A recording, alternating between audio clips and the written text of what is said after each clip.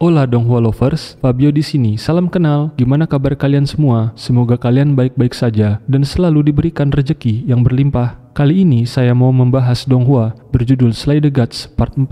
Menceritakan kisah Lin Chie, seorang siswa SMA biasa yang mengalami transformasi mendadak menjadi agen Night Watcher akibat kemunculan kabut misterius yang memicu kebangkitan dewa-dewa. Jika kalian suka alur ceritanya, jangan lupa tekan tombol like-nya. Dalam episode sebelumnya, Mr. Zhao berusaha membujuk Chie untuk bergabung dengan Night Watcher, tetapi usahanya gagal. Sebelum pergi untuk menuntaskan misinya, Chie menyerahkan lencana Mr. Zhao yang tertinggal. Mr. Zhao mengaktifkan penjara merah untuk melindungi diri dari monster berbahaya yang berhasil lolos setelah pertempuran sebelumnya. Dalam momen kritis, Mr. Zhao mengaktifkan kekuatan dari lencana tersebut.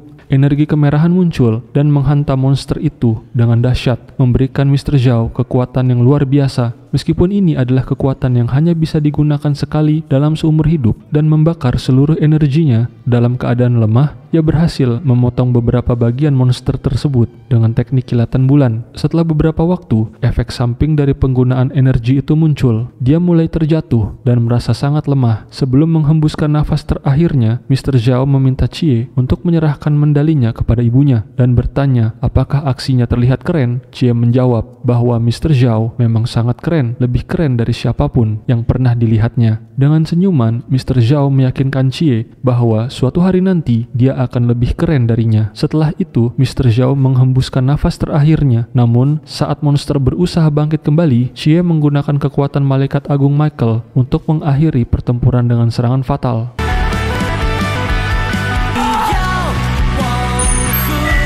Setelah insiden malam itu, Lin Chie menjalani wawancara dengan Night Watcher. Dalam wawancara tersebut, Chie menjelaskan bahwa Zhao Kongcheng, salah satu anggota organisasi, gugur ketika berusaha menghabisi Raja Iblis Topeng Hantu menggunakan Forbidden Ruins 083 Cahaya Bulan. Rasa bersalah menghantui Chie karena ia menolak tawaran Mr. Zhao untuk bergabung dengan Night Watcher. Sebagai bentuk balas budi, ia memutuskan untuk bergabung dengan syarat hanya selama 10 tahun ke depan, menghindari komitmen jangka panjang dengan organisasi tersebut. Namun, Night Watcher memiliki kebijakan ketat. Setiap anggota yang bergabung tidak diperbolehkan untuk mengundurkan diri. Meskipun begitu, Chie mendapatkan pengecualian asalkan ia dapat memberikan kontribusi besar selama periode tersebut. Setelah kesepakatan tercapai, dua personel militer mendatangi rumah Wang Fang, tante Chie, dengan membawa surat yang ditulis tangan oleh Chie. Dalam surat itu, Chie menyatakan niatnya untuk menjadi tentara dan akan segera berangkat ke kamp militer, yang mengejutkan tante dan menimbulkan banyak pertanyaan. Tante Chie awalnya berpikir bahwa keinginan Chie untuk menjadi tentara adalah keputusan yang mendadak. Jika itu yang diinginkannya, ia tidak akan melarang. Namun Chie tidak pernah mengungkapkan niat tersebut sebelumnya, sehingga Lin Chie akhirnya meminta maaf kepada tantenya. Chie juga menyampaikan bahwa ia akan tiba di kamp militer dalam 2 hari ke depan. Dalam percakapan tersebut, tante Chie memberitahunya bahwa ia telah menerima gaji yang dikirimkan Chie yang akan disimpan untuk pernikahan di masa depan. Namun Chie meminta agar uang itu digunakan untuk membeli makanan dan pakaian yang lebih baik bagi adiknya Yang Jin agar mereka dapat hidup lebih layak. Karena sinyal telepon yang buruk, Chie terpaksa menutup saluran telepon tanpa mengucapkan salam perpisahan kepada adiknya Yang Jin.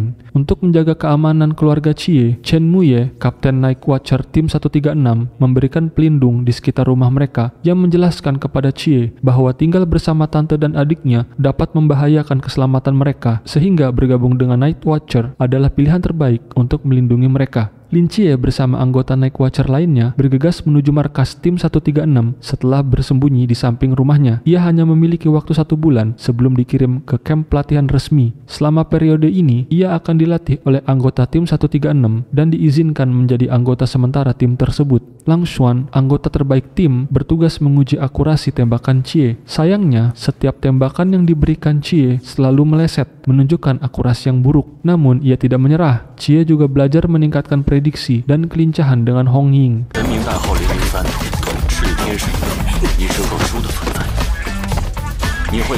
serta berlatih pertarungan jarak dekat melalui virtual reality dengan Xiaonan. Xiangnan, wakil kapten tim, menjelaskan kepada Chie bahwa sebagai agen Divine, ia memiliki status spesial dan akan diperebutkan oleh banyak pihak. Kehadirannya dapat menentukan takdir dan keseimbangan dunia. Ini menjadikannya sangat penting untuk mendalami kekuatannya secara menyeluruh. Oleh karena itu, sesi latihan yang bervariasi sangat diperlukan untuknya sebagai anggota sementara sampai ia mampu melewati batas kemanusiaan. Selama latihan, Chie mendengar tentang 5 manusia yang telah melewati batas Klein yang memegang kekuasaan di wilayahnya masing-masing. Di antara mereka adalah Supreme Commander Night Watcher, individu-individu misterius yang jarang terlihat.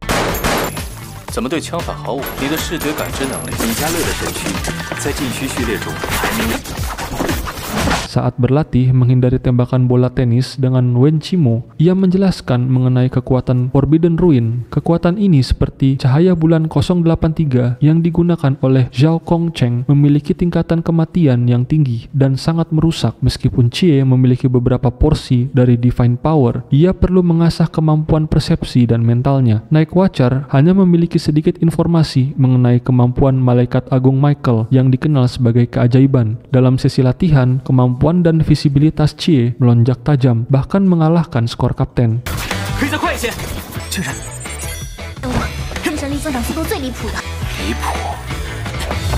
Namun keahlian menembaknya tetap mengecewakan. Bahkan dengan senjata laras panjang, ia tidak mampu menembak akurat dari jarak 500 meter.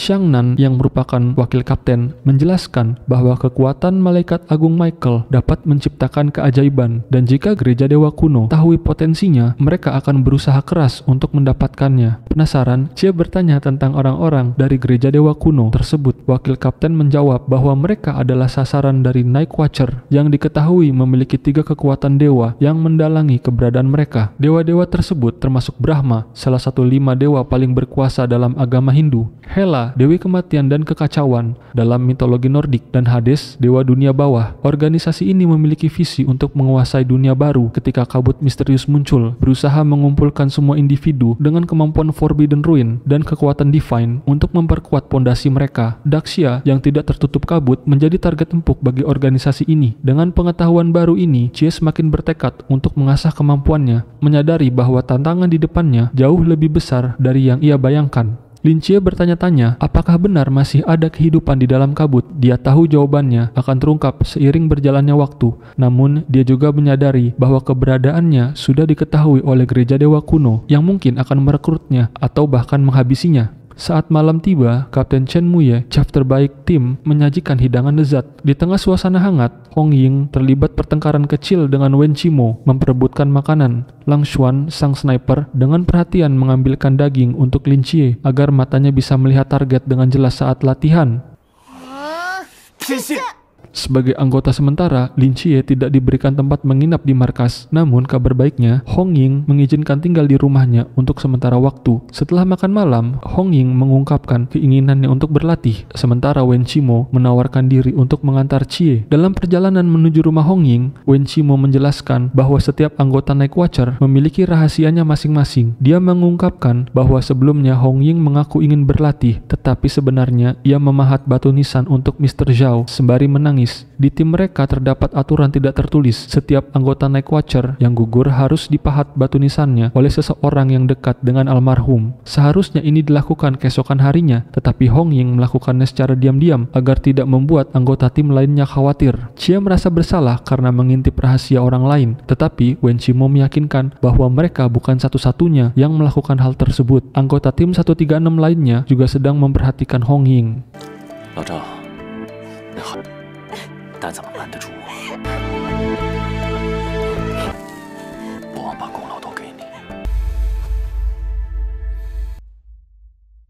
Di sisi lain, Dewi Nix yang sedang dalam perawatan di rumah sakit jiwa para dewa menyadari bahwa Thanatos alias Lin Chie, anaknya, telah diliputi banyak pikiran. Sebagai keluarganya, Dewi Nix tidak keberatan jika anaknya ingin curhat tentang hal-hal yang menyedihkan. Dalam suasana tenang di pinggir pantai, Chie mulai mencurahkan isi hatinya. Ia mengenang seseorang yang ingin berkorban untuk orang lain yang tidak dikenalnya. Saat itu, Chie membuat keputusan besar untuk mengenang jasa orang tersebut karena ingin menyanggupi permintaannya. Namun ia menyadari bahwa keinginannya tidak bisa terwujud karena orang tersebut telah tiada. Dewi Nix menganggap anaknya sebagai orang yang baik, tetapi ia meyakinkan Chie bahwa ia tidak perlu menggantikan peran orang tersebut. Ia yakin permintaan orang itu adalah agar Chie mendapatkan kehidupan yang lebih baik. Sebagai bentuk dukungan, Dewi Nix berniat memberikan gelangnya kepada Lin Chie. Namun saat memeriksa gelangnya, Dewi Nix teringat bahwa gelang tersebut telah diambil oleh seorang gadis yang tinggal di lantai 3 rumah sakit jiwa para dewa. Sebelumnya, Dewi Nix dan gadis itu pernah bertaruh untuk membuat sebuah objek.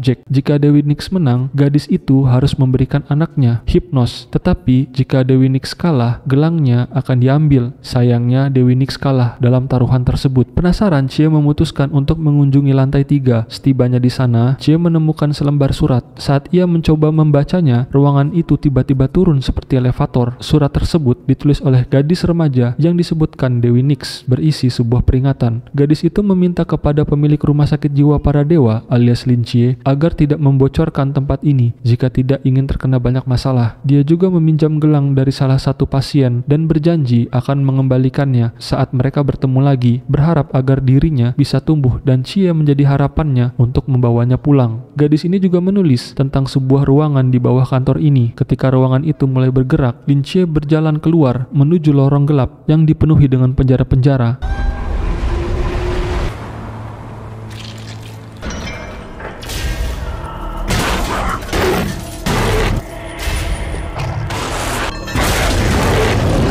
Di antara para tahanan, satu di antaranya sangat berisik. Saat ia mendekat, Chie menyadari bahwa di dalam sel itu terkurung monster Raja Iblis Topeng Hantu, makhluk yang sebelumnya telah ia kalahkan. Monster itu berusaha menghancurkan selnya, namun kekuatannya tidak cukup untuk merobohkannya. Tiba-tiba pesan sistem muncul, memberitahukan bahwa monster Raja Iblis Topeng Hantu adalah makhluk mitologi yang telah dikalahkan oleh Lin Chie sebelumnya. Chie sekarang memiliki hak untuk memutuskan hidup atau mati makhluk tersebut. Sistem memberikannya dua opsi. Pertama, menghancurkan makhluk itu di hadapannya dan menghapusnya dari dunia. Kedua, memberikan monster itu rasa takut yang bisa diukur dengan angka. Jika rasa takutnya mencapai angka 60, Chie dapat menjadikan monster itu tunduk kepadanya untuk menyembuhkan pasien dan memberikan perlindungan dalam batas tertentu. Tanpa ragu, Chie menghantam monster itu dengan divine power-nya, membuat terjatuh dan merusak kakinya. Setiap serangan yang dilancarkan Chie secara cepat meningkatkan nilai ketakutannya. Kini berada di angka 70%. Dengan ini, Chie sudah bisa membuatnya tunduk kepadanya. Saat melihat lebih dalam ke dalam memori monster itu, Chie mengetahui bahwa evolusi monster ini terjadi karena makanan yang diberikan oleh orang misterius dari gereja tua kuno yang merupakan mastermind di balik kerusuhan yang menyebabkan Mr. Zhao Kongcheng gugur. Awalnya Chie ingin menjadikan makhluk itu sebagai suster perawat, tetapi menyadari bahwa monster itu juga menjadi penyebab wafatnya Mr. Zhao. Ia pun memilih untuk tidak mengampuni nyawanya. 病院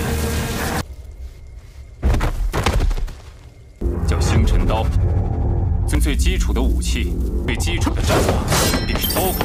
Kembali ke sesi latihan bersama Chen Muye. Kali ini Chie belajar teknik berpedang bernama pedang bintang. Berbeda dengan divine power yang instan, kemampuan berpedang membutuhkan kesabaran dan ketabahan. Kapten Muye menjelaskan bahwa meskipun Mr. Zhao tidak memiliki kekuatan Forbidden Ruin, ia adalah kesatria pedang terbaik yang kemampuan bertarungnya bisa disandingkan dengan sang kapten. Kapten Muye tidak ingin Chie mengikuti gaya berpedang Mr. Zhao, tetapi ia berharap agar Chie sebagai agen divine bisa mengembangkan kemampuan berpedangnya sendiri. 模仿他！我也会练出我自己的刀法。为啥？我懂的。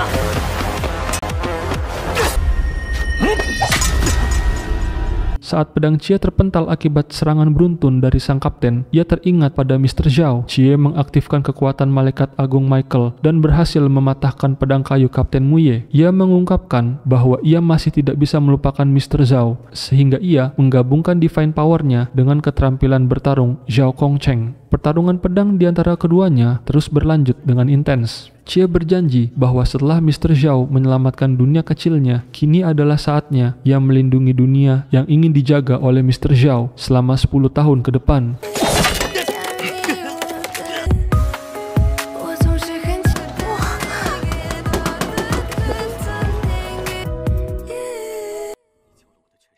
Di akhir scene, perhatian kita beralih ke seorang gadis sekolah yang menyerang gurunya. Kejadian itu disaksikan oleh Yifei, teman sekelas Lin Chie yang sedang bersembunyi, menciptakan suasana ketegangan yang mencekam.